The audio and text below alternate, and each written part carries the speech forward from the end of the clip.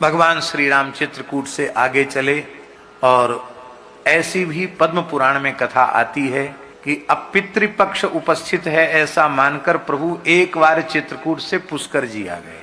कहाँ गए? राजस्थान में तीर्थ गुरु पुष्कर आ गए। बोले भाई पितर पक्ष के पहले ही पुष्कर जी पहुंच जाना चाहिए, अपने पिताजी का पूर्वजों का 15-16 दिन तक श्राद्ध करना है।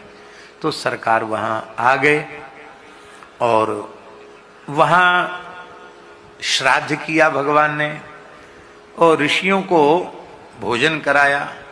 और उस समय जानकी जी को परोसने के लिए आना चाहिए था, लेकिन जानकी जी वृक्षों की ओट में जाकर छिप गई और ऋषि भोजन करके चले गए, श्राद्ध भोजन करके चले गए। तब श्री रघुनाथ जी ने श्री जानकी जी से कहा कि ये तुम्हारा व्यवहार हमको प्रिय नहीं लगा। तुम यजमान पत्नी हो, तुम्हें श्रद्धा पूर्वक इन ऋषियों को परोस करके जिमाना चाहिए था, जो भी कंदमूल फल बनाया था। क्योंकि भगवान वनवास के व्रत में है इसलिए अन्न नहीं ले रहे हैं।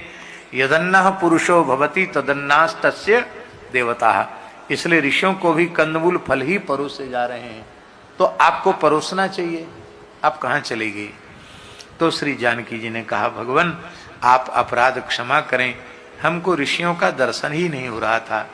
एक पहले आसन पर तो आपके पूज्य पिताजी बैठे थे, दूसरे आसन पर आपके पिताजी के पिताजी बैठे थे और तीसरे आसन पर आपके पिताजी के पिताजी के पिताजी बैठे थे। माने एक आसन पर महाराज दशरथ, दूसरे आसन पर अज और तीसरे आसन पर रघु जी का दर्शन हुआ। तो अब मैं कैसे अपने से बड़ों के सामने कैसे आती, वो भी तपस्विनी के वेश में। वे हमारे ससुर जी और मेरे ददिया ससुर और उनके भी वो सब रोने लग जाते, उनको दुख न पहुंचे मेरे तपस्विनी वेश को देख करके, इसलिए मैं नहीं आई। राम जी प्रसन्न हुए।